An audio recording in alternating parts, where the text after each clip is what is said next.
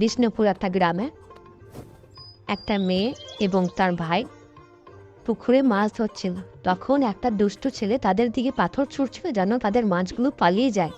তখন ওদের পোষা টিয়াটা ওই পাথরটাকে ধরে দুষ্টটাকে মারলো, আবার ছুটলো, আবার ফেললো ওর দিকে, ও খেয়ে মারলো। এরকম করে করে অনেক মাছ তারা ধরতে লাগলো। আবার টিয়াটা ধরে নিল, আবার ওর দিকে ছুড়ে দিল।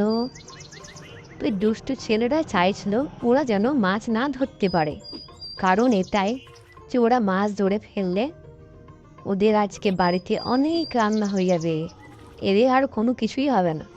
পাথর ফেলতে থাকলো।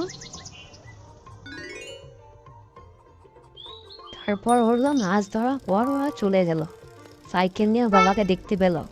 তখন ওর টিয়া পোষাটা আর ওই মেয়েটা ওর বাবার কাছে ঠিক হাঁটতে হাঁটতে পায়ে বাজারে চলে গেল।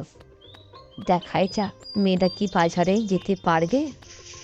তোমরা কি তোমাদের বাবাদের সাথে বাজারে যাও এরকম ভাবে? মেয়েটা যেতেই থাকে। সাইড থেকে কাকু বলল, কোথায় রে? বাবা বাজারে গেছে, আমিও যাব। মেয়েটা নাচতে যেতে